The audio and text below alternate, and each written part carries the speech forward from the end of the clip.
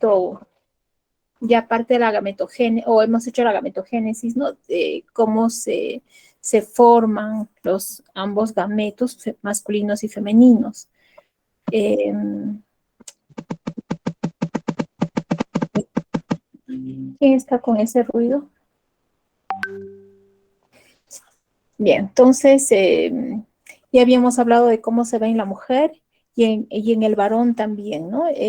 La diferencia de ambos es que en la mujer la ovogénesis va a empezar pues a nivel intrauterino. En cambio, en el varón, ¿no?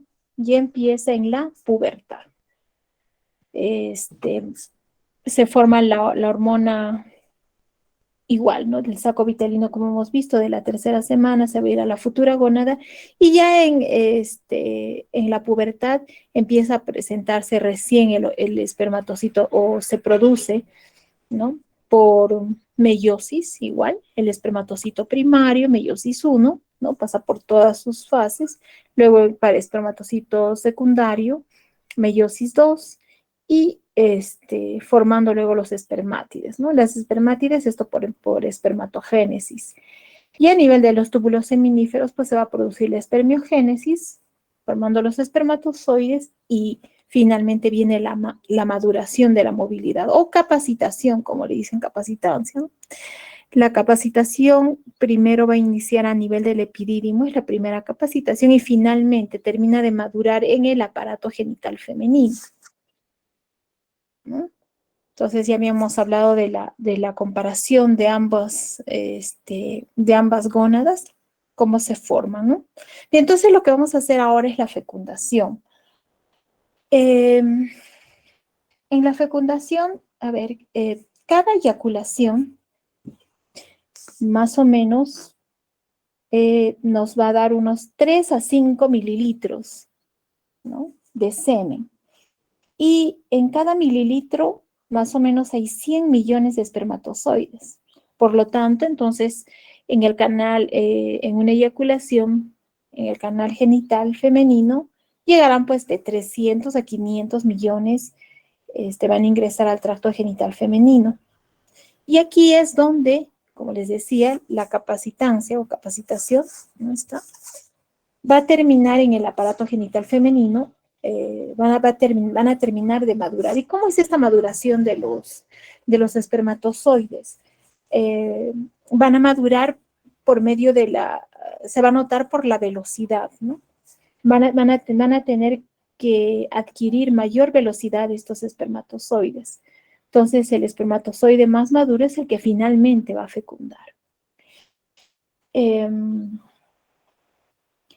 Entonces, cuando llega al aparato genital femenino, ¿no?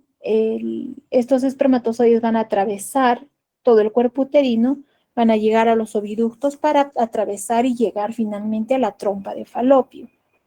Y en esta trompa de falopio, pues van a tener que ir en contracorriente, ¿no?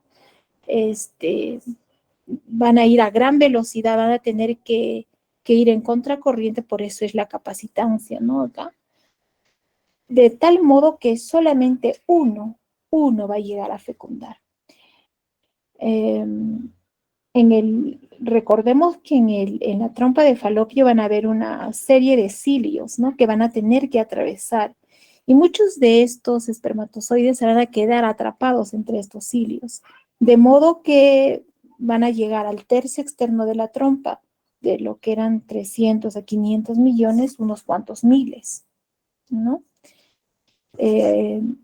Porque rápidamente van a tener que atravesar estos cilios e ir en contracorriente para llegar hasta el ovocito. Entonces, una vez que llegan al ovocito, uno de ellos, ¿no?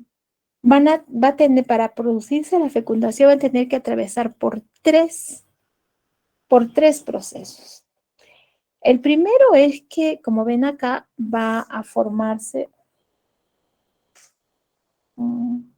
ya, aquí va a empezar, van a tener que atravesar la primera, que es la capa, las células granulosas, la capa de las células granulosas, que es la corona radiada, ¿no? Esta, la primera capa. Entonces, ese Esa es la primera, van a tener que atravesar, penetrar la corona radiada. Ese es el primer proceso de la fecundación.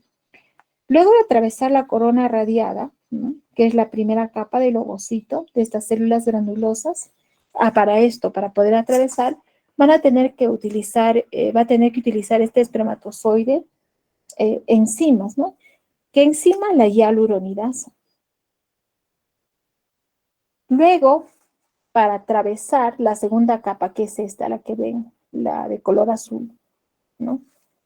Aquí llega, atraviesa la capa granulosa, entonces, luego va a tener que atravesar la siguiente capa, que es la zona pelúcida. En esta zona pelúcida va a tener que liberar una serie de enzimas hidrolíticas, como ven acá, para poder atravesar esta zona pelúcida, ¿no? A eso se llama reacción acrosomal. A eso se va a llamar reacción acrosomal. Entonces, el acrosoma, ¿qué es? Es como el lisosoma, es el lisosoma del espermatozoide. Acuérdense que es el lisosoma, es una organela que va a liberar una serie de enzimas, ¿no? Está llena de enzimas. Entonces, gracias a estas enzimas es que va a poder atravesar esta zona pelúcida, ¿no? Y finalmente, ¿para qué? ¿Para qué? Para que ya no pueda avanzar, o mejor dicho, para que no pueda entrar otro espermatozoide. Entonces, ¿qué va a formar? La zona cortical. La reacción de zona o reacción cortical, perdón, ¿no? Entonces, ¿qué se va a producir? Como una calcificación, ¿no? Se va a producir como una calcificación después que ha atravesado, o sea, después que ha liberado sus enzimas, ¿no? Ha liberado sus enzimas en la zona pelúcida, penetra e inmediatamente también va a liberar otras enzimas que van a hacer que esta zona pelúcida se calcifique, de modo que va a evitar que entren otros espermatozoides, a eso que se llama poliespermia, ¿no? Va a evitar la poliespermia, que eso sí sucede en otros animales, ¿no? Pero en el caso del ser humano solamente entra uno y se calcifica para evitar la poliespermia. A eso se llama reacción de zona o reacción cortical. Entonces, en este proceso, en este segundo proceso, van a haber dos reacciones, ¿no? Y finalmente, el tercer proceso es la fusión de los dos pronúcleos, del pronúcleo masculino y del pronúcleo femenino, ¿no? Acá, ambos, una vez que llega a atravesar la zona pelúcida. ¿Para qué? Para que se forme el huevo cigoto, ¿no?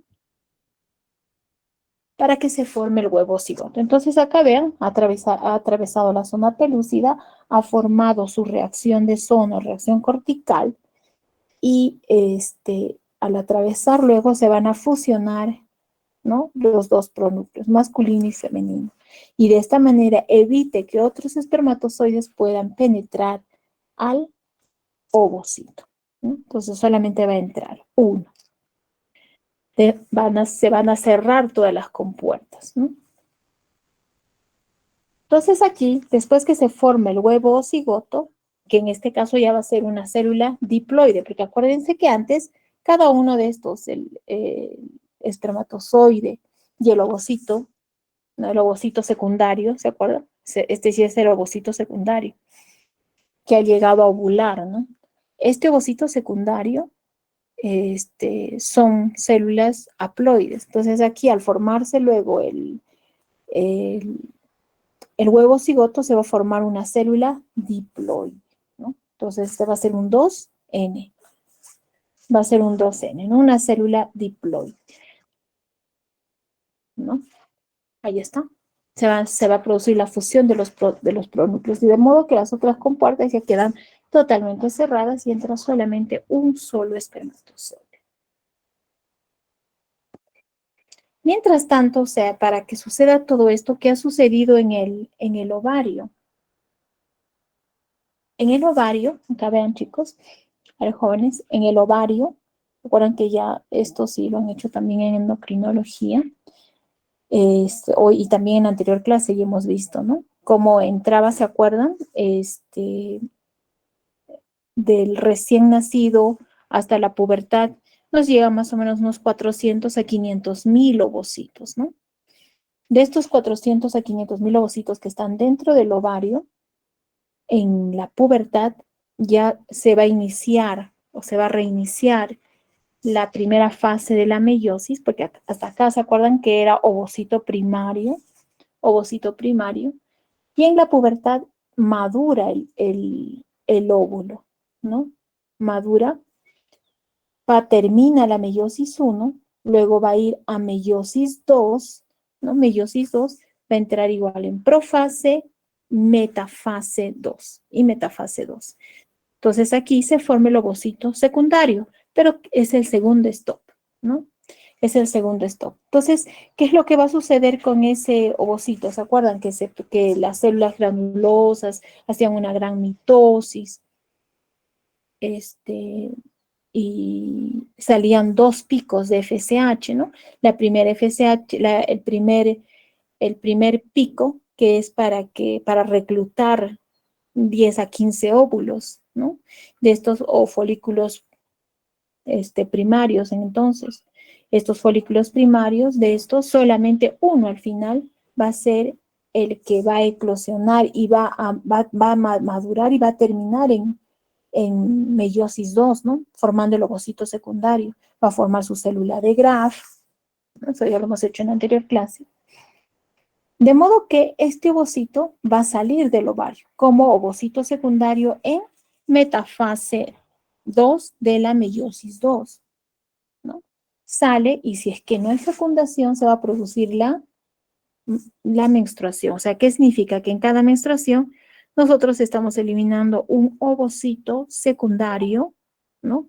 Que se ha quedado en meiosis 2, metafase 2. Por el contrario, si este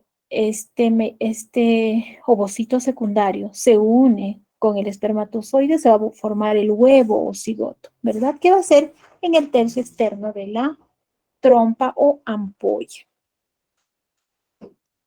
Al salir el ovocito secundario, ¿qué queda? Quedan queda su cápsula, ¿no? Las células de la granulosa, queda todo esto, que en este caso se va a llamar cuerpo lúteo, ¿no? Se va a llamar cuerpo lúteo. ¿Y cuál es la función de este cuerpo lúteo? Su función es la de producir progesterona, ¿no? Su función es producir progesterona. ¿Y la progesterona qué es lo que va a hacer? La progesterona es lo que, acuérdense acá, eso también ya lo han hecho, pero bueno, para recordar, en el endometrio, ¿qué es lo que hace la progesterona? Hace que crezca el endometrio, ¿no? El endometrio empieza a crecer. A ese endometrio se le llama endometrio secretor. ¿Por qué? Porque está lleno de glucógeno,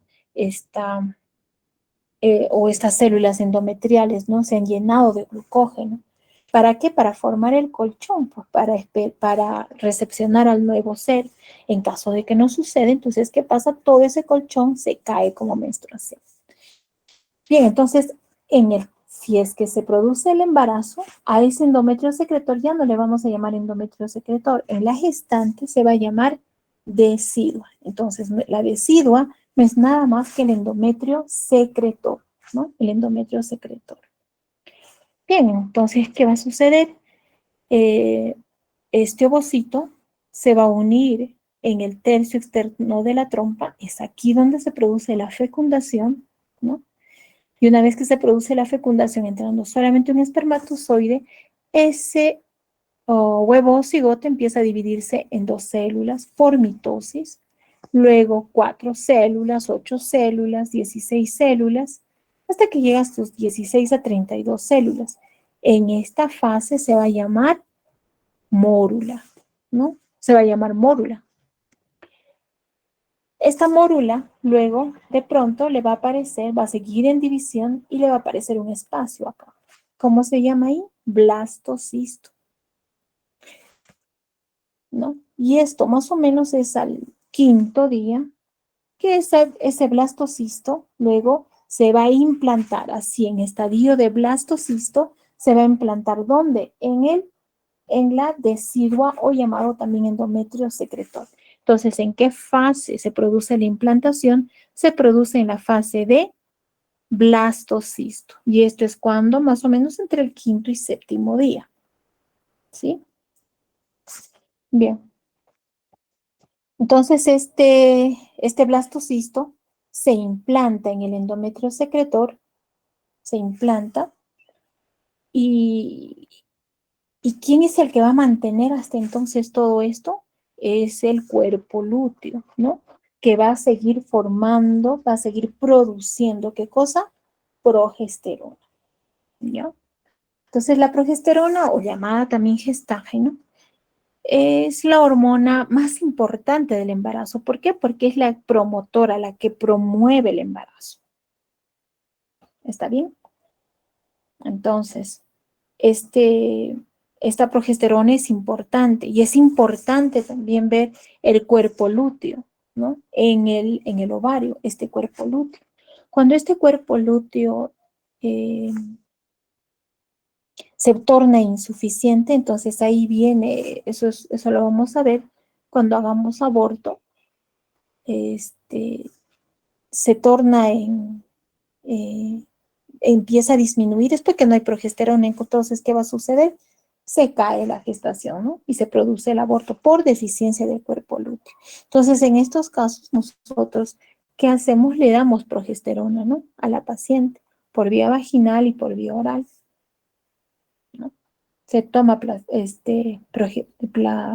progesterona. Mm, Bueno, en realidad nosotros damos, o sea, la idea es solamente dar cuando hay deficiencia de progesterona, cuando hay deficiencia, perdón, de cuerpo lúteo. Pero ahora que vamos a ver, la progesterona pues tiene otras funciones, o sea, no otros ginecólogos dicen, pero ¿por qué? O sea, la idea de dar progesterona en una amenaza de aborto solamente es cuando hay deficiencia de cuerpo lúteo, pero en realidad en el hospital les damos a todas. ¿No? Porque tiene varias funciones, ahora vamos a ver, ¿no? Bien, entonces, eh, ¿qué va a suceder en esta etapa de blastocisto?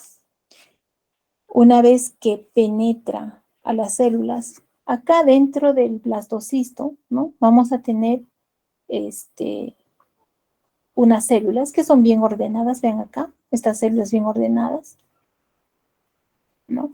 Todo esto se llama trofoblasto. Todo esto es el trofoblasto. Bueno, todo lo verde es el trofoblasto. Y lo que está de azul es el embrioblasto. Embrioblasto porque va a dar el embrión. Y el trofoblasto es el que va a dar a la futura placenta, ¿no? Va a dar a la futura placenta. ¿Y dónde se va a producir esta implantación? Generalmente se hace en el fondo uterino, ¿no? Porque si se produce más abajo, bueno, o en el cervix, va a ser un embarazo ectópico, no va a tener una buena implantación y la gestación se cae. Bien, entonces este blastocisto, una vez que se implanta en la decidua, acuérdense que esta decidua está llena de glándulas que tienen bastante glucógeno, ¿no? Y se va a desarrollar en el fondo uterino, va a formar estas células, que es el trofoblasto y el embrioblasto, y a estas células, como ven acá, del trofoblasto, unas son bien ordenaditas y otras, miren, crecen, crecen y penetran esa decidua, ¿no? Crecen y penetran esa decidua. Entonces, a estas células que están ya más desordenadas, estas células que penetran, se va a llamar sincitio trofoblasto. Y estas será pues el citotrofoblasto, ¿no? Sincitio trofoblasto y citotrofoblasto. Entonces, el sincitio trofoblasto es el que va a invadir a al endometrio secretor. ¿Y por qué se va a caracterizar? Porque esta es la que va a producir la hormona, que es la hormona que nos va a dar el diagnóstico del embarazo. ¿Cuál es esa hormona? La HCG, la hormona gonadotropina coriónica. Es la hormona del embarazo. Entonces, hasta ahora ya estamos conociendo dos tipos de hormonas, ¿no? la hormona que es la progesterona y la hormona del diagnóstico del embarazo, que en este caso es la HCG, ¿ya? La HCG. Entonces, estas células del sincitio trofoblasto son células que van a tener una gran capacidad de invasión y por lo tanto van a liberar enzimas, ¿no? ¿Para qué? Para poder invadir ese endometrio. Y de esta manera poder establecer conexiones vasculares con el flujo uterino, ¿no? Para eso penetra, para establecer las conexiones vasculares con el flujo uterino. Entonces, para esto van a liberar una serie de enzimas proteolíticas, ¿no? Y de esta manera van a establecer conexiones o lagunas sanguíneas para que se pueda asegurar un buen flujo uteroplacentario, ¿ya? Uteroplacentario. Ahora acá, si se acuerdan, a ver quién se acuerda, ¿a qué llamamos células, vellosidades? ¿Cuáles son las vellosidades primarias, secundarias, terciarias? ¿Se acuerdan alguien? A ver, Kelly.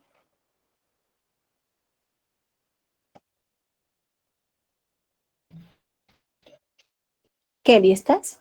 ¿O no se me escucha? Así de trita. ¿No? No, vellosidades. Esto ya se acuerdan cuando eso lo han hecho también en embriología, les dije que revisaran, ¿no? ¿Te acuerdas? ¿Alguien?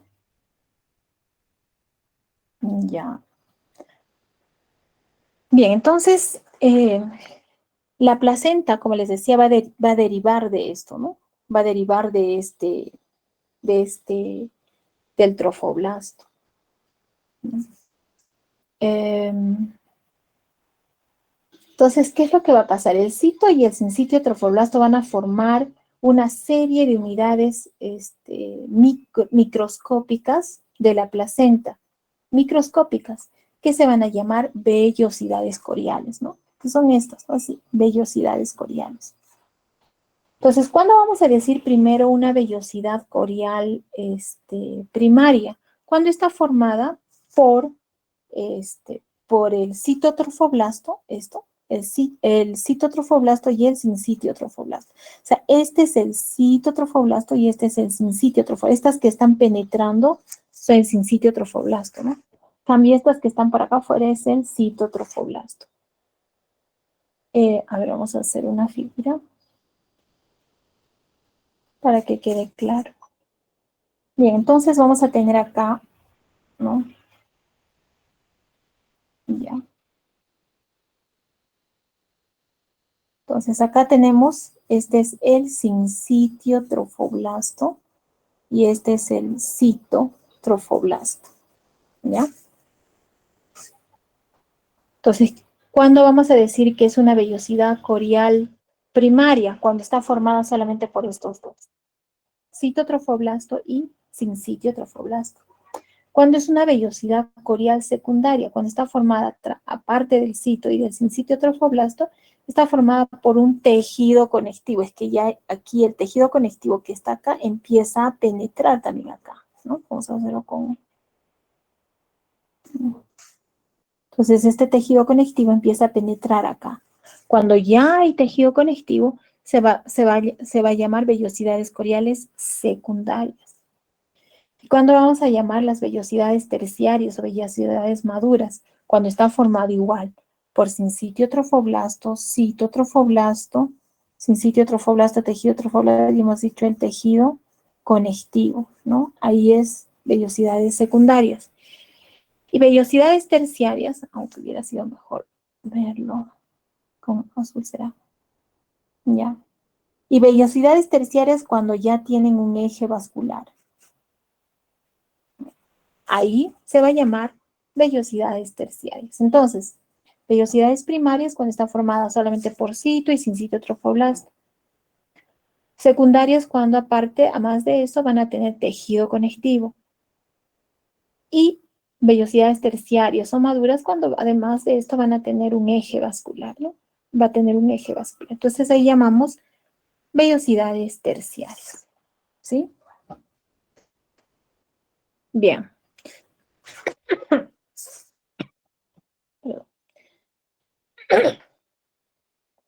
Entonces, este periodo de fecundación, ¿cuánto tiempo nos va a durar? 24 horas, ¿no? Bien, recordando. Dura 24 horas y se va a desarrollar en la trompa de Falopio, exactamente en el tercio externo, para formar por meiosis, ¿no? Por meiosis,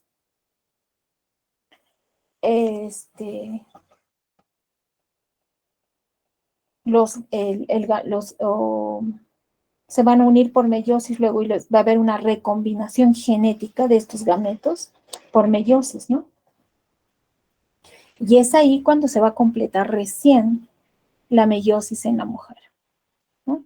Se va a completar la meiosis en la mujer.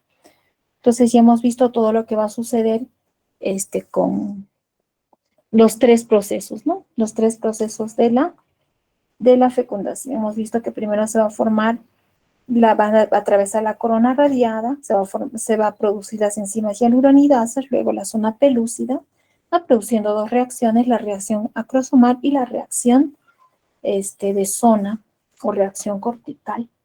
Y finalmente la fusión de núcleos para formar el huevo cigoto. ¿Sí? Entonces, todo este proceso de fecundación más o menos nos dura solo la fecundación 24 horas. Y al quinto a séptimo día se va a producir acá, entre el quinto y séptimo día, se va a producir la implantación. ¿En qué fase? En la fase de blastocisto. ¿Sí?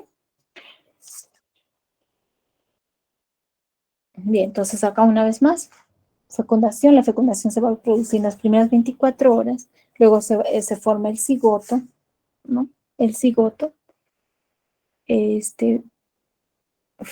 más o menos al quinto a séptimo día se va a producir el blastocisto, que es la forma en la que se va a implantar al adhesivo, ¿no? O endometrio secretor, ¿ya? Bien. Acá esta figura es importante para que ustedes se puedan recordar cómo es el ciclo menstrual, ¿no? Entonces vean, en la pubertad, ¿no? En la pubertad se va a formar la FSH, acuérdense, la FSH va a empezar a salir. ¿Para qué? Va a tener dos picos, el primer pico para hacer el reclutamiento folicular y luego finalmente un segundo pico que va a suceder 12 a 24 horas, ¿no? Aquí, 12 a 24 horas antes es hace un segundo pico, ¿para qué? Para que salga el estrógeno, ¿se acuerdan? Y ese estrógeno, ese pico de estrógeno es el que va a producir que la LH salga, ¿no? Y aquí es cuando se va a producir la ovulación. Sale el óvulo, ¿no? Sale el óvulo, formándose aquí la célula de Graf. Va a completar entonces su meiosis 1 antes y va a salir como ovocito secundario en meiosis 2, que es la segunda etapa,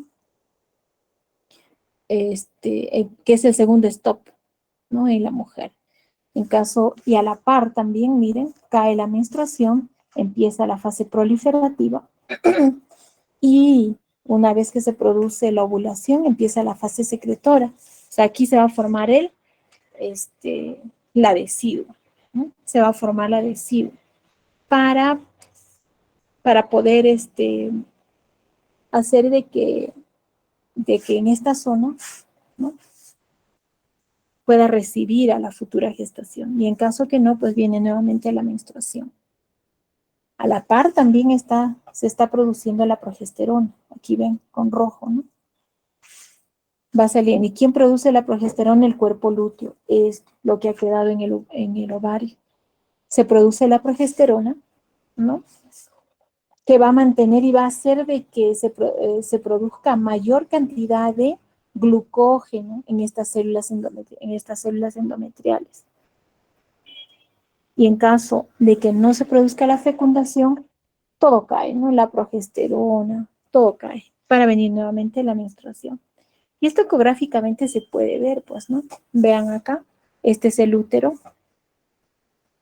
Miren un útero menstrual primero, esta línea blanca, esta línea, ¿ven? La línea blanca, ese es el endometrio. Se llama, en ecografía nosotros decimos que es una imagen hiperecogénica, ¿no? Y es una línea. ¿Por qué? Porque se está produciendo la menstruación. Todo ese endometrio se está cayendo y después empieza a crecer para que venga la ovulación. Y en este caso, miren cómo crece, así de grueso este endometrio, ¿no?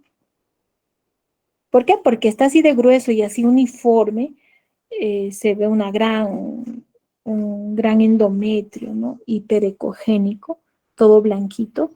¿Por qué? Porque esas células, esas glándulas endometriales están llenas de glucógeno. Y es así como se ve en la ecografía, ¿no?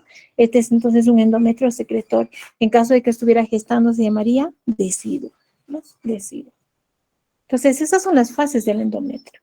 La primera fase, la fase menstrual, luego la fase proliferativa y finalmente la fase secretora.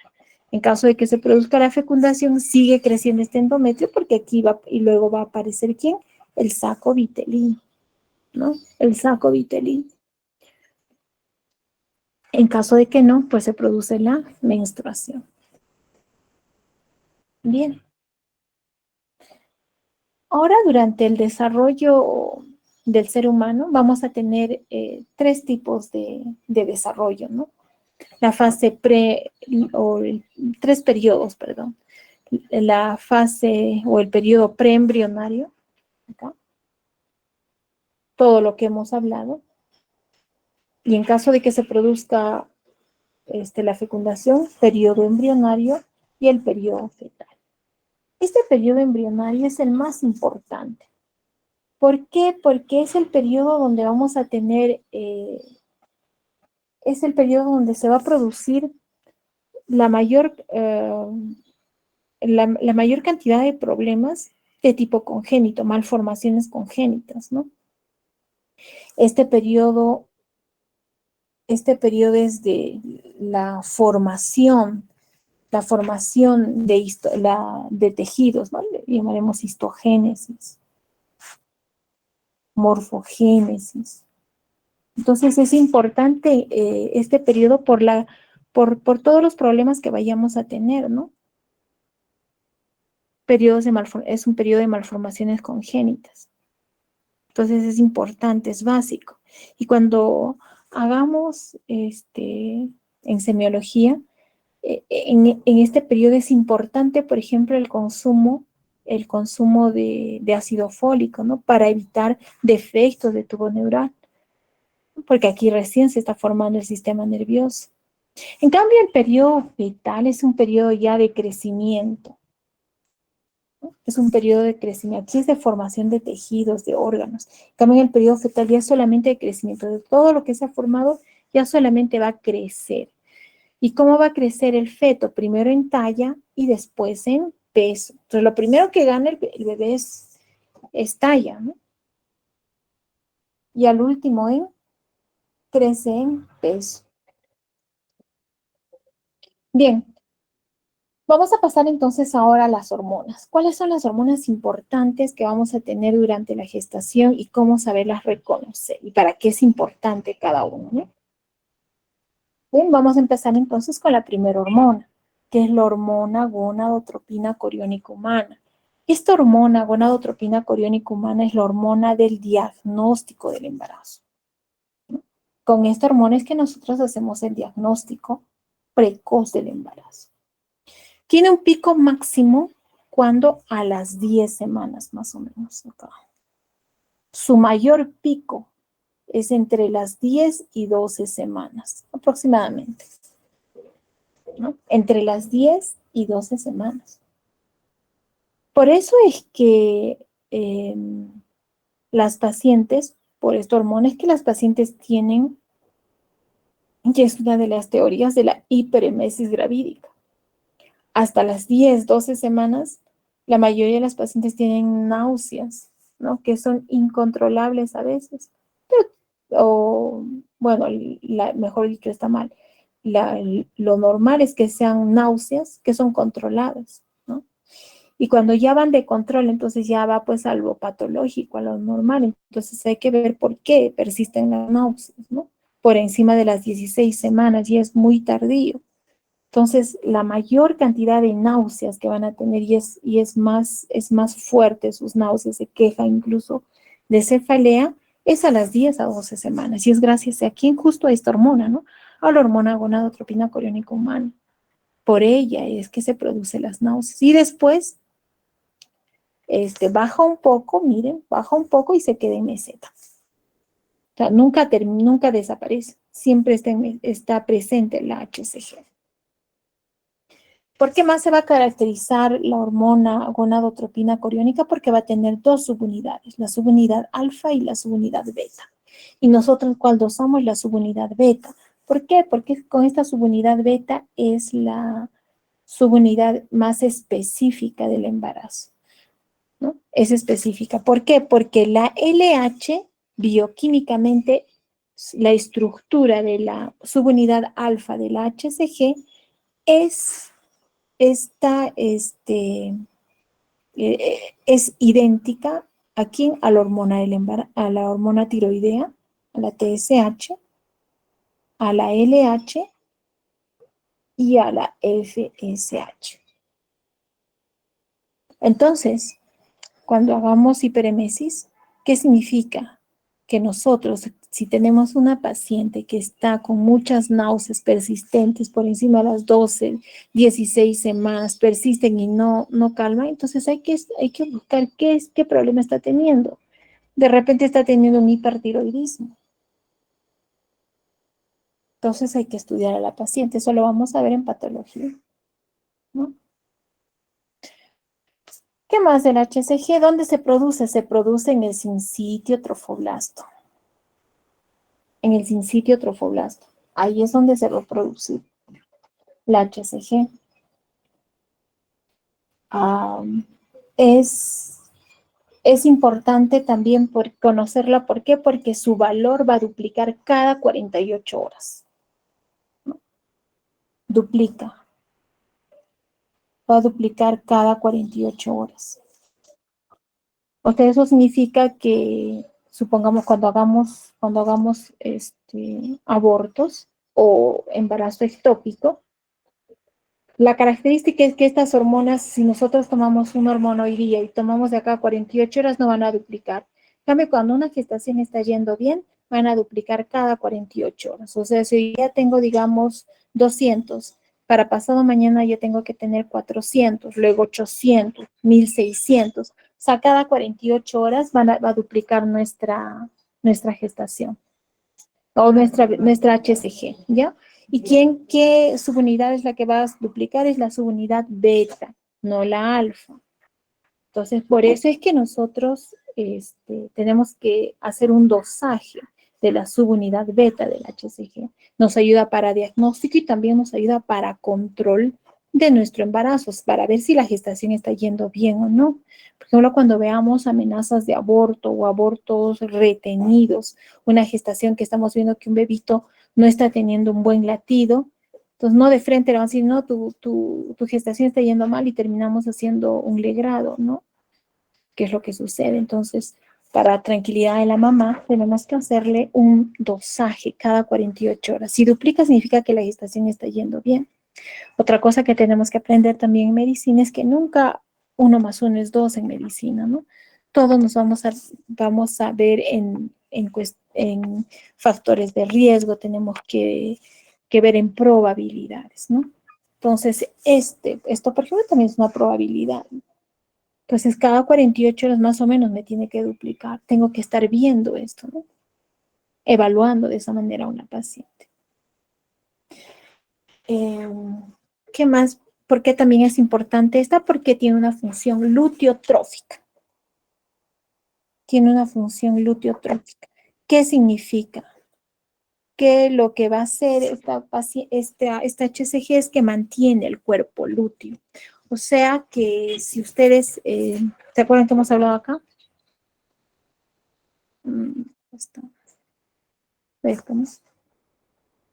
Este cuerpo lúteo. ¿Por quién está mantenido? Por la HCG, ¿no? Por la hormona gonadotropina. Entonces, Por eso también es que nosotros sabemos, ¿no? Si la HCG empieza a caer, es que está viendo una deficiencia de cuerpo lúteo. Está viendo una deficiencia de cuerpo lúteo. Entonces, en esas amenazas de aborto, por ejemplo, nosotros ¿qué les damos? Progesterona, ¿no? Por eso. Entonces, ¿con qué le hacemos el seguimiento? Con un dosaje de HCG, de la beta HCG, ¿no? Que es para diagnóstico y seguimiento. Bien, entonces va a permanecer activa hasta las 10 a 12 semanas esta HCG, ¿no? Para mantener vivo al cuerpo lúteo y después de las 12 semanas empieza a caer para luego hacer una meseta, ¿ya? Esa es la hormona HCG. La otra hormona importante es la progesterona, la más importante tal vez de todo esto, ¿no? Okay. La progesterona, ¿no? ¿Por qué es importante esta hormona progesterona? Pues ya les había dicho, no es gestágeno, es la hormona que promueve el embarazo, es la que mantiene el embarazo. Y va a tener tres funciones importantes. Una, que ya les dije, es la que va a formar la decidua, ¿no? Va a formar ese endometrio secretor. El endometrio secretor, ¿para qué? Para que se pueda implantar el blastocisto. Entonces, esa es una función importante de la progesterona. En caso de que no se produzca la fecundación, cae, ¿no? Cae, la progesterona cae todo y no hay gestación. La segunda función importante de la progesterona es que va a disminuir la inmunidad celular. ¿Para qué? Para evitar el rechazo por parte de la madre hacia el nuevo ser que se está formando. Porque acuérdense que es un nuevo ser con diferente, que se ha formado por una recombinación genética y por lo tanto va a ser muy diferente al de la mamá, ¿no? Entonces, y para que el cuerpo no lo reconozca como algo diferente, es que la progesterona va a disminuir la inmunidad celular, ¿no? Para eso. Porque el feto pues va a tener, o el nuevo embrión, el nuevo ser va a tener diferentes antígenos, va a ser muy diferente al de la mamá. Entonces, ¿qué va a haber? Va a suceder una tolerancia inmunológica. Y, al contrario, va a aumentar la inmunidad humoral. Va a aumentar la inmunidad humoral. Por eso es que las pacientes que tienen artritis reumatoide, por ejemplo, mejoran con el embarazo. ¿Por qué? Porque la artritis reumatoide está producida está mantenida por la inmunidad celular, ¿no? En cambio, el lupus es por inmunidad humoral. Entonces, las pacientes que se embarazan y que tienen lupus y ese lupus no está controlado, esas pacientes van a sufrir, van a tener una serie de complicaciones, se va a complicar tanto a nivel hematológico, renal, ¿no? Van a tener una serie de complicaciones patológicas, ¿no? Porque acuérdense que el lupus se va, se va, se va a producir por inmunocomplejos antígeno-anticuerpos.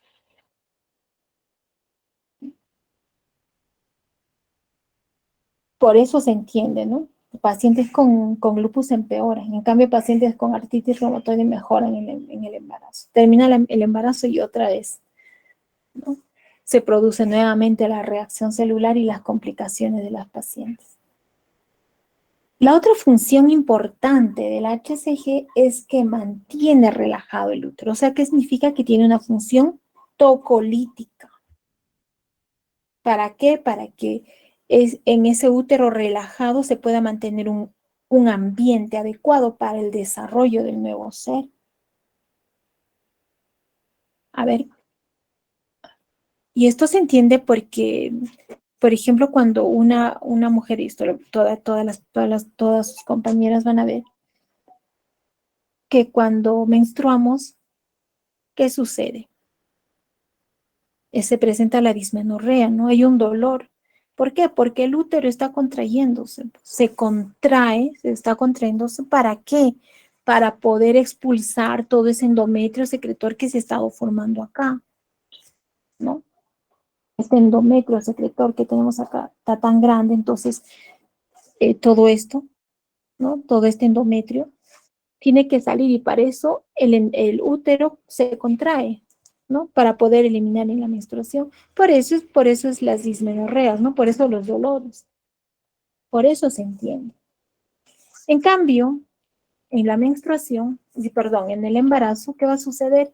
La progesterona va a mantener relajado todo el músculo liso, ¿no? Todo músculo liso. El útero está formado por músculo liso. Entonces, ¿para qué? ¿Para qué? Para que no elimine al nuevo ser. Por eso es que tiene una función tocolítica. Por todo esto es que es importante la progesterona, es la hormona más importante del embarazo, ¿no? La progesterona. Porque si no, pues se perdería el embarazo, ¿no? Y como les decía, la progesterona, como tiene una función tocolítica de todo músculo liso. ¿Qué otros órganos más tienen músculo liso? Por ejemplo, el esfínter esofágico inferior. Por eso es que las pacientes que después vamos a ver cuando hagamos las funciones los cambios fisiológicos en la gestante, ¿qué va a pasar a nivel digestivo? Estas pacientes van a tener, se relaja el músculo liso y por lo tanto que van a tener náuseas, van a tener reflujo esofágico, van a tener más reflujo. Por eso se entiende. Y con las náuseas empeora pues con la HCG, ¿no? Relaja también el músculo de los intestinos. Por eso es que las pacientes que están gestando en los primeros meses del embarazo, sobre todo, la diferencia se nota, pues, ¿no? Tienen una gran, o van a tener estreñimiento. Y cuando continúe el embarazo, pues el estreñimiento va a ser mucho mayor. ¿Por qué? Porque el feto va a empezar a crecer, ¿no? Y va a comprimir los intestinos. Y más la progesterona, peor, ¿no? Entonces, por eso se les explica a las pacientes que ellas van a tener estreñimiento durante todo el embarazo. Pero lo más molestoso pues es al principio, porque de lo que estaban tan bien, de pronto se estriñen, de pronto tienen más reflujo, creen que su gastritis ha empeorado. Pues claro, pero es por esto, ¿no? Por la hormona progesterona. ¿Sí? Bien, ¿qué otra hormona importante más vamos a tener? Los estrógenos. Los estrógenos. Entonces, estos estrógenos, a ver si se acuerdan también de endocrina, vamos a tener 3 tipos de estrógenos, ¿no? El estriol, la estrona y el estradiol. ¿Cuál es la hormona del embarazo? A ver, Daniela. Doctora, buenas tardes. ¿Sería el estradiol? No, no. A ver, alguien, ¿cuál es la hormona del embarazo? ¿Cuál es el estrógeno del embarazo, perdón? La Estriol, progesterona. estrona, estradiol. ¿Mm? Kelly. La HCG, doctora. No, no, no. Sí, De no. los estrógenos estoy hablando. Y hemos dicho, la HCG, que es la hormona que da el diagnóstico del embarazo. La progesterona es la hormona más importante que promueve el embarazo. De los estrógenos, de estos 3, hay 3 tipos de estrógenos, ¿de acuerdo? ¿Cuál es el estrógeno del embarazo? El estradiol. No, a veces El endocrino. estriol, doctora. Muy bien. ¿Su nombre, doctora? Yandel, doctora. Yandel, muy bien. Es el estriol, pues. Eso ya lo han hecho en endocrino. El estriol es la hormona del embarazo. es la que está, es la que está en mayor cantidad en el embarazo, o E3. Entonces, el estrógeno, ¿dónde está? El estrógeno o E3, estriol, este es el estrógeno del embarazo. Es la más importante, el estrógeno más importante. Por eso está bastante elevado, miren, está acá arriba. En cambio, el estradiol, o E2, el estradiol es el estrógeno de la mujer joven, de la mujer en plena edad fértil, pero que no está gestando. Y por lo tanto, esta hormona es la que está más baja. Este estrógeno es el que está casi en cero, miren. Tenemos un poco, pero menos en el embarazo, ¿no? El estradiol es la hormona, es el estrógeno de la mujer joven, de la mujer que no está gestando y está en mayor cantidad, ¿no? Ahora, el estrógeno, qué es lo que este estradiol, por qué es de la mujer joven este estrógeno? No, porque es el estrógeno que va a estar en mayor cantidad, es el que va a favorecer también la formación del endometrio junto con la progesterona, le ayuda, ¿no? Va a favorecer también la formación de las glándulas mamarias. Por eso es que este estradiol es el que está relacionado con cáncer de endometrio, con cáncer de mama, el estradiol, de los 3 estrógenos. Entonces, es importante también entender por eso que las mujeres que nunca han tenido hijos, por ejemplo, este estradiol toda su vida ha estado elevado. Nunca ha habido una disminución del estradiol. O sea, el único momento en el que está disminuido el estradiol es en el embarazo. Entonces, cuando una mujer nunca se embaraza, ¿qué va a suceder? Este estradiol va a estar tan elevado, ¿no? Que o sea, no ha habido un mes, no ha habido algún tiempo, un año, donde ha estado en reposo. Entonces, toda una vida, ¿qué está sucediendo con el endometrio, por ejemplo, ¿no? Toda la vida está pasando esto. Crece, viene la menstruación, cae, al siguiente mes otra vez crece, viene la menstruación y cae, ¿no? Todos los meses. Y cuando cae, o perdón, cuando está así elevado, llega luego a la menopausia, y en la menopausia este estrógeno, pues, va a producir, va a seguir elevado. ¿Y qué va a favorecer? Un engrosamiento endometrial, porque en la menopausia esto ya tiene que disminuir. Y esto luego van a venir, pasada la menopausia, empiezan a venir sangrados genitales, ¿no? En la mujer que nunca ha tenido hijos. Y cuando empieza a crecer esto, luego, porque acuérdense que el cáncer no es como cuando les hablaba, por ejemplo, de las vellosidades primarias, las vellosidades. Estas crecen, pero en forma controlada. En cambio, el cáncer no crece controladamente, ¿no? No crece en forma descontrolada. No iba a producir cáncer de endometrio. Igual sucede en el cáncer de mama. Mujeres que nunca han lactado, mujeres que nunca han tenido hijos, ¿no? Entonces, por eso el embarazo incluso es anticancerígeno, ¿no? De estos dos, cáncer de endometrio y cáncer de mama, ¿no? Y finalmente, E1, que es la estrona. La estrona, sí es el estrógeno de la mujer menopáusica. Ahí está elevado. La estrona se eleva en la mujer menopáusica. ¿Y también en quién? En las que tienen síndrome de ovario poliquístico. La estrona o E1, ¿ya? Entonces, E1 en el síndrome de ovario poliquístico y en la mujer menopáusica. El E2 en la mujer en edad fértil. Y el estriol en la mujer gestante. ¿Ya? Entonces, de todos estos estrógenos, el mejor es el estrógeno bueno, por decirlo así, sería el estriol, ¿no? Es la etapa de reposo, donde ya no hay esa hiperestimulación, que el estrógeno que esté todo el rato alto y por lo tanto que siga trabajando ese útero, ¿no? El útero sigue creciendo, el endometrio sigue creciendo.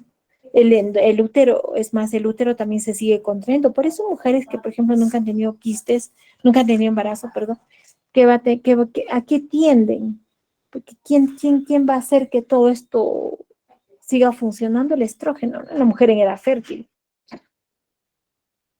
Entonces, ¿qué salen? Miomas, por ejemplo, ¿no?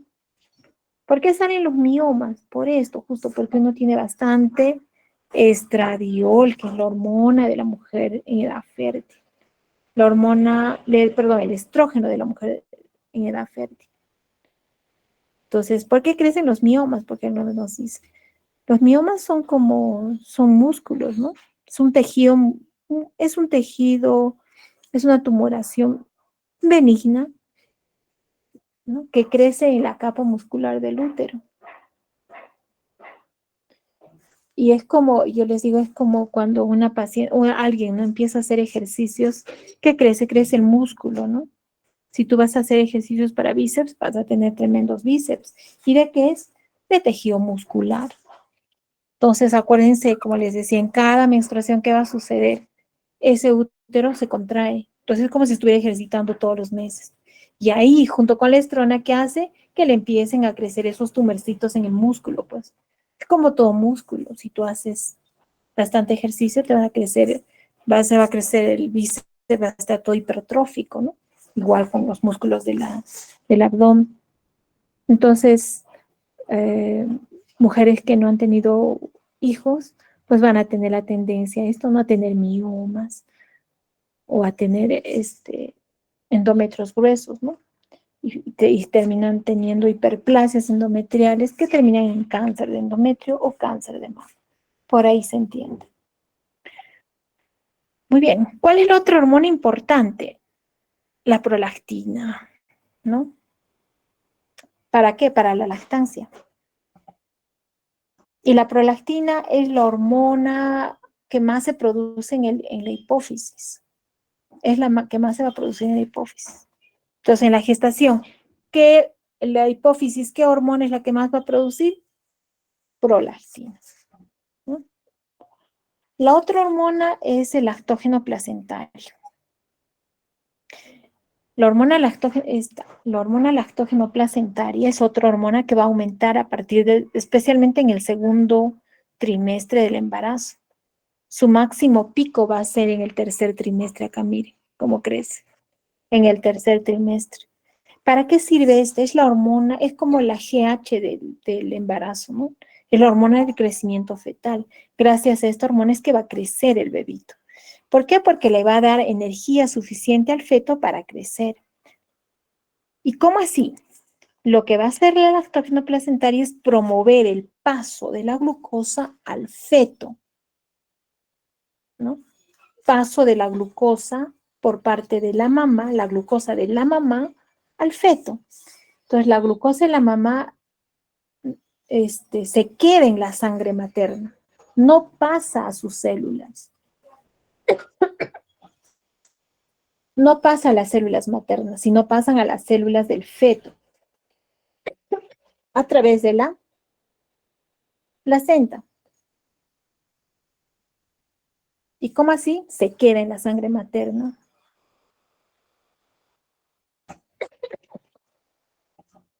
Entonces va a pasar la glucosa al feto. ¿Y cómo así? Porque va a ser una insulinoresistencia. ¿No? Perdón. Entonces la glucosa de la mamá no va a pasar no va a pasar a la célula de la mamá, sino se queda en la sangre para que después pueda circular al feto. Porque normalmente, ¿qué es lo que sucede? ¿No? Entra la glucosa a la mamá y de ahí se metaboliza para entrar a las células. El embarazo es el único momento en el que no sucede esto. Por eso es que las mujeres, sobre todo aquellas que tienen algún factor de riesgo, van a hacer diabetes gestacional. O sea, la lactógena placentaria es una hormona prodiabetogénica. Entonces, ¿en quiénes? Mujeres obesas, mujeres añosas, mujeres que tienen alto riesgo, mujeres que tienen hipertensión, ¿no? Van a hacer diabetes gestacional. ¿Y a las cuántas semanas? Más o menos 28 a 32 semanas. Es que va a tener su pico máximo. Por eso es que a esa edad, a las 28 a 32 semanas, es que mujeres que tienen factores de riesgo, se les pide, ¿no? El test de, de diabetes. Se les hace un screening en el segundo trimestre a esas pacientes o que tienen antecedente de diabetes con mayor razón, ¿no? A las 18 a 20 perdón, a las 28 a 32 semanas, porque es ahí donde vamos a tener la mayor cantidad, el mayor pico de la hormona lactógeno placentaria. ¿No? Entonces, por eso es importante también conocer todo esto para que nosotros podamos hacer un diagnóstico de descarte de diabetes gestacional. ¿Sí? Bien, hasta ahí, jóvenes, ¿alguna pregunta?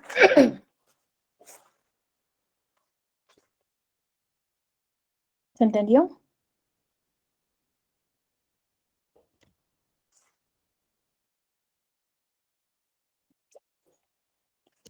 Sí, doctora.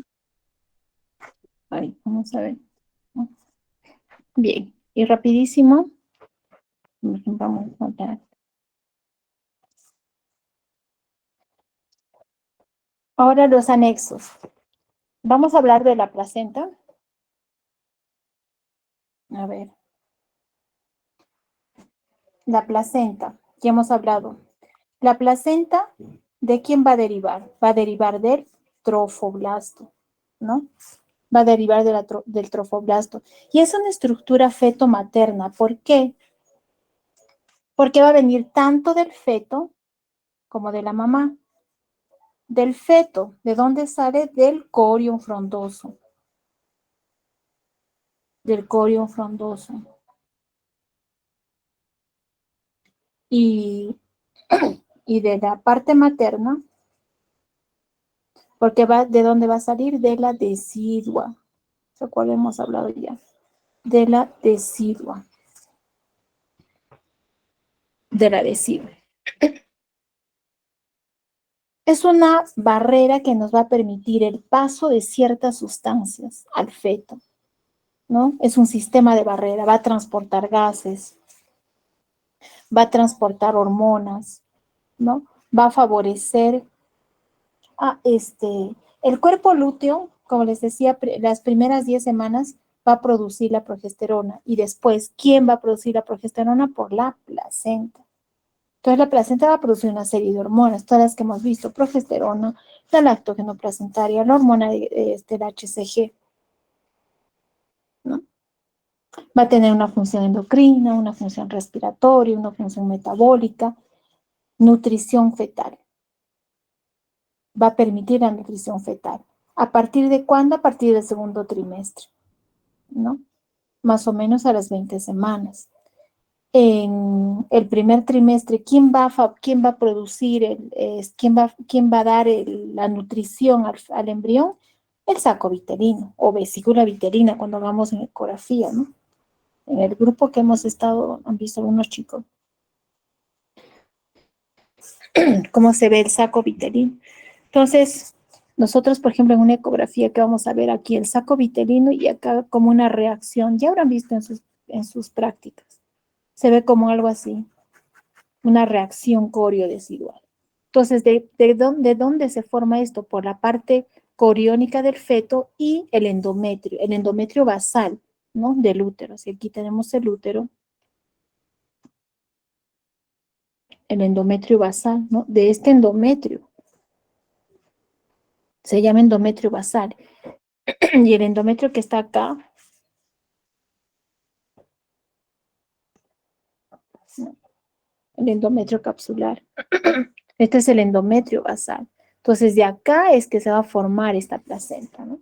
Todo esto es una estructura, por eso es una estructura, es una estructura fetomaterna, porque se va a formar de todo esto, ¿no? Hemos visto las reacciones corio-desiguales y del endometrio o de la decidua basal, ¿no? El endometrio secretor, que en el caso de la gestante se llama decidua basal. Entonces es un importante anexo en la gestación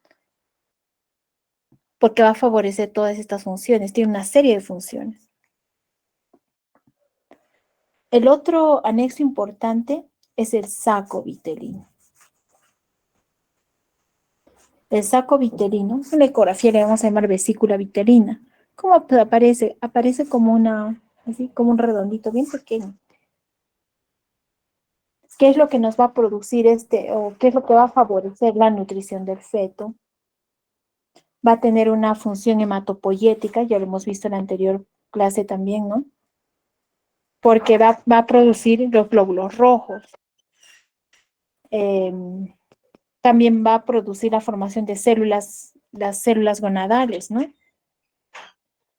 Ovogonia, espermatogonia. Y tiene una función angiogénica también, ¿no? ¿Se acuerdan? Porque formaba la sustancia, perdón, los órganos del sistema cardiovascular. Entonces, cuando nosotros tenemos aquí el saco gestacional, aquí está el embrión, ¿no? Y aquí está del saco vitelino. Este saco vitelino es el que va a tener esas tres funciones que hemos dicho. Y acá vamos a tener el alantoides, que es el futuro cordón umbilical. Este es el otro anexo importante, el alantoides, ¿no? El alantoides, que es el futuro cordón umbilical. ¿Por qué es importante reconocerlo? Porque su persistencia de va a formar en el adulto el uraco, ¿no? Eso ya lo habrán hecho en urología también. El otro anexo importante es el líquido amniótico. El líquido amniótico. El líquido amniótico que en las primeras 20 semanas va a salir de dónde se va a formar. Se va a formar del ultrafiltrado del plasma materno.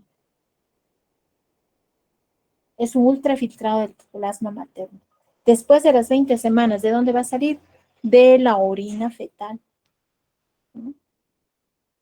¿Cuáles van a ser sus principales funciones de líquido amniótico? Va a tener una función amortiguadora, va a tener una función de desarrollo motor del feto, porque en ese líquido el feto va a empezar a movilizarse, ¿no?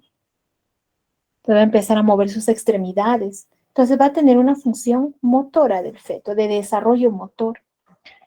También igual un desarrollo pulmonar, va a ser termorregulador,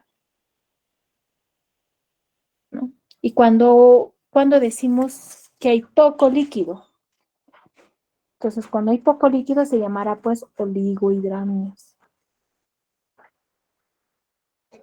Y si hay mucho líquido será pues polihidramnios. ¿Cuál de estos es mucho más grave, el oligohidramnios?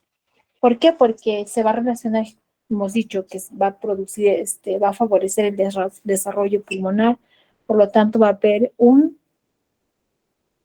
va a estar relacionado con hipoplasia pulmonar. Y hay que ver por qué, ¿no? Del oligohidramnios. Entonces aquí vamos a ver, por ejemplo, en quiénes están las pacientes que tienen preeclampsia, las pacientes que tienen TORCH. Hay que descartar que hay, ¿no? ruptura prematura de membrana, ¿no? Pero bueno, acá esto no es tan grave, ¿no? Como si la preeclampsia. ¿Y por qué la preeclampsia? Porque la preeclampsia lo que va a hacer es disminuir el flujo, ¿no? No se va a producir un buen flujo gracias a la preeclampsia o el torcho.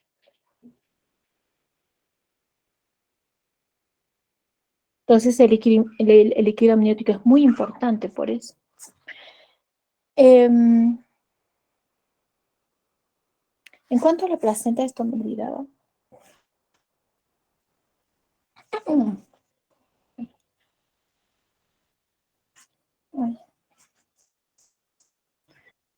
En cuanto a la placenta, es importante esto para cuando nosotros hagamos preeclampsia, ¿no? La placenta es importante también. La placenta es importante. ¿Por qué? Porque lo más importante es que va a mantener el flujo placentario, el flujo útero-placentario, ¿no? El flujo útero-placentario. Esto ya lo vamos a ver cuando hagamos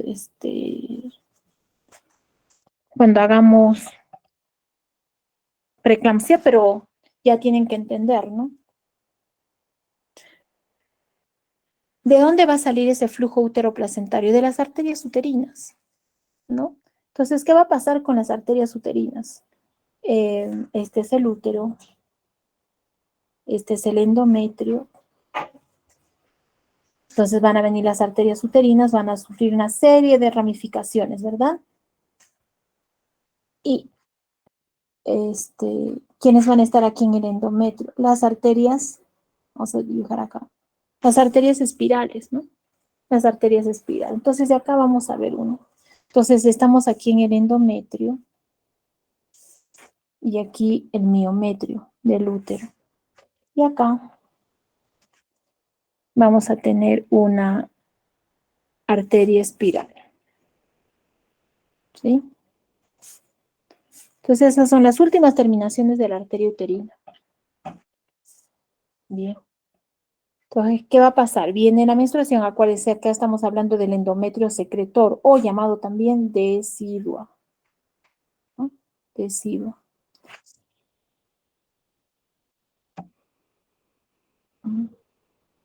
Bien. Entonces, acá en el embarazo se ha formado el saco gestacional, se ha formado todo esto.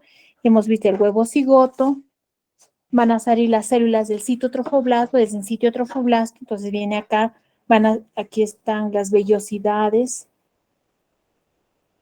¿no?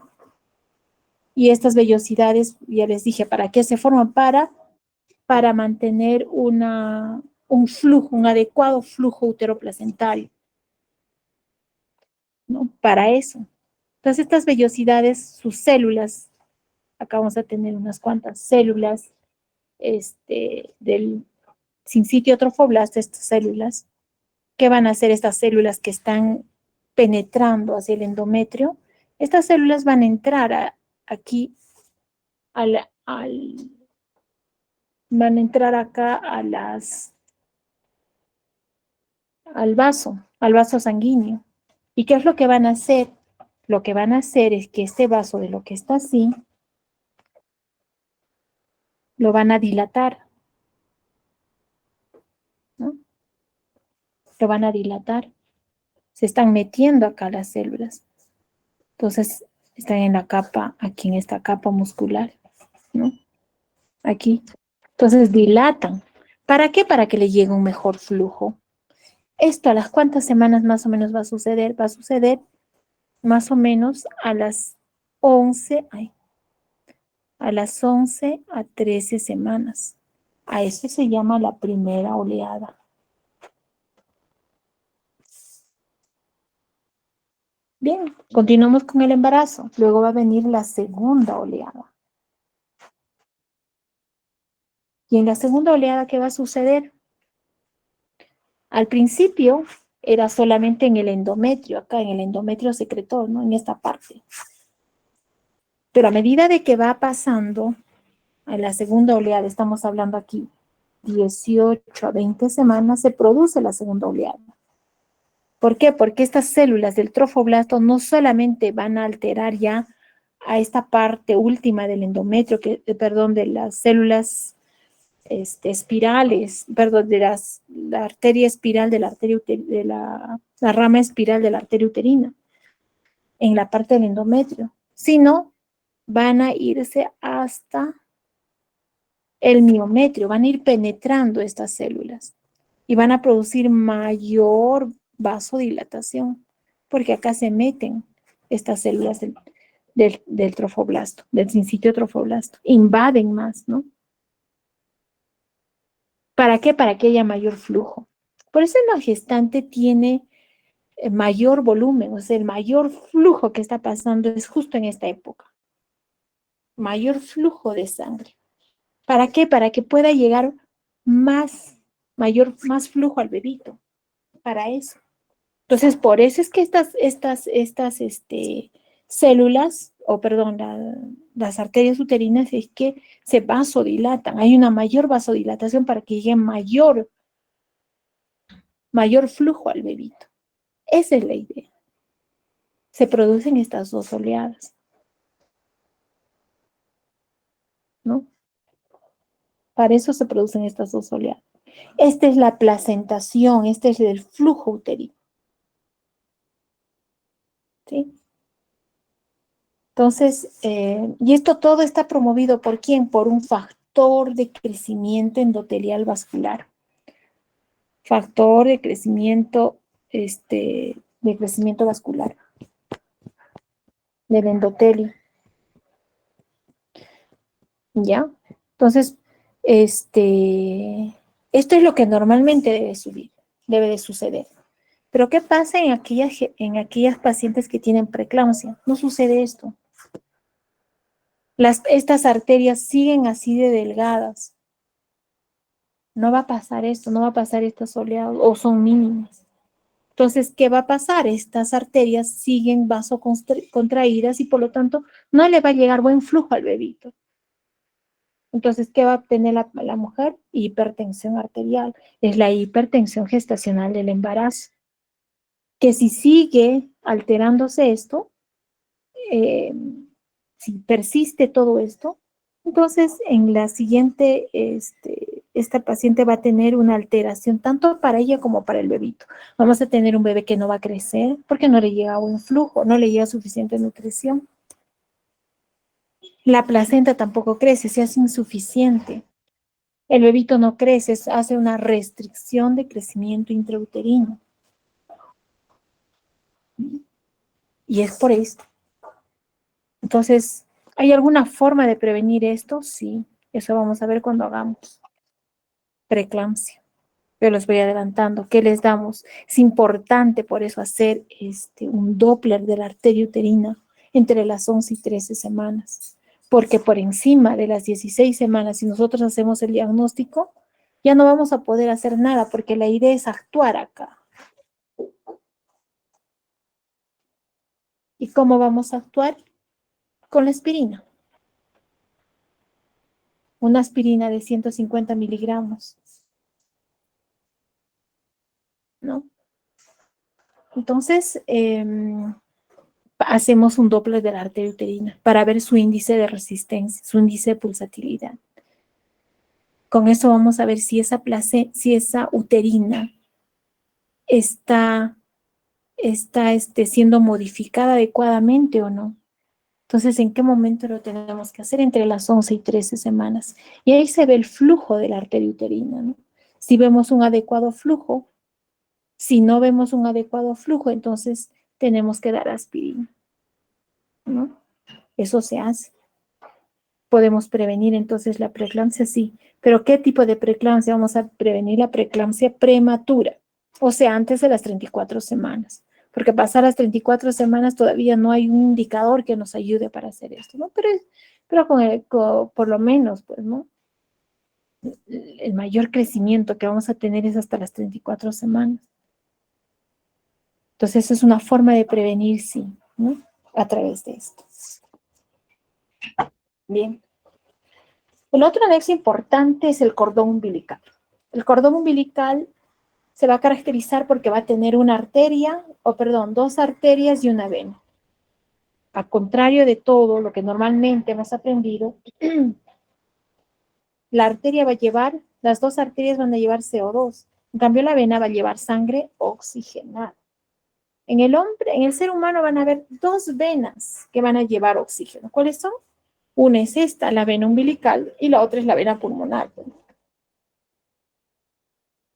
¿Por qué se va a caracterizar el cordón umbilical? Porque va a estar rodeada por la gelatina de Wharton, ¿no? Esto también ya lo han hecho en endocrinología, que es un tejido conectivo, tiene colágeno de tipo 4.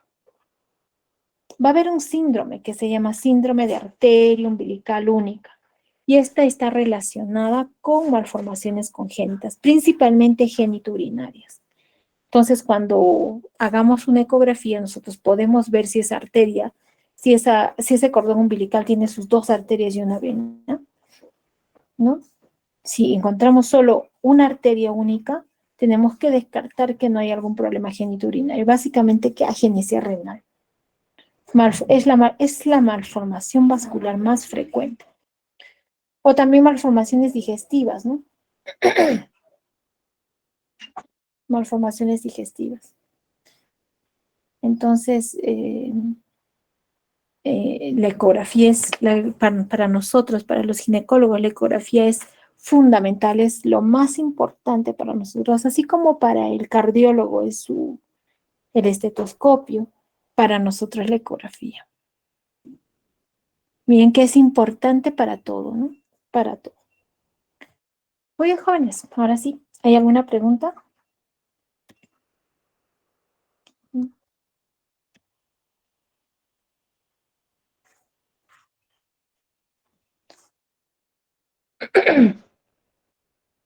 Doctora, una pregunta. Usted nos dijo que cuando una mujer se embaraza disminuye el riesgo de cáncer al útero y cáncer de mama.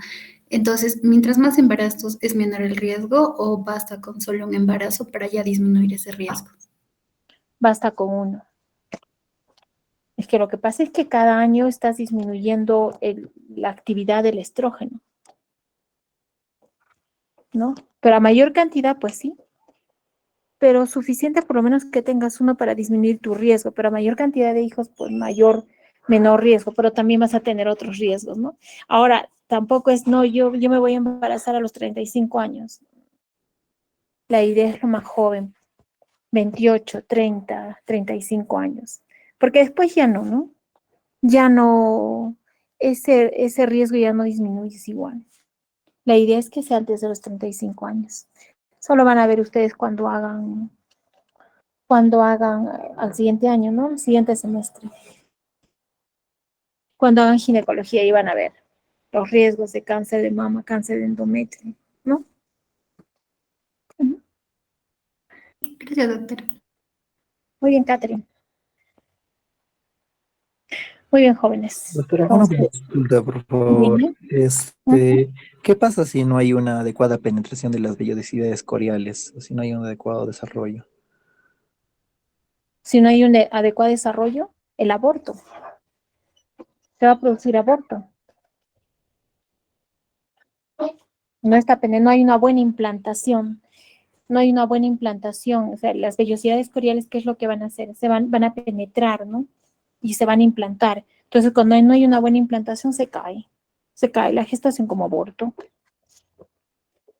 Ahora, si tampoco estás igual, si estas vellosidades coriales no van a penetrar, no van a tener una adecuada relación entre las arterias uterinas y las propias vellosidades, este, igual tampoco no va a haber un adecuado flujo, ¿no? No va a haber un adecuado flujo hacia la gestación, del útero a la gestación. Por lo tanto, también igual se va a caer. Es un aborto, va a haber insuficiencia, ¿no? Y esto generalmente sucede por insuficiencia de cuerpo lúteo, porque todo esto quien va a mantener va a ser pues la progesterona. Muy bien. ¿Alguna otra pregunta más, jóvenes?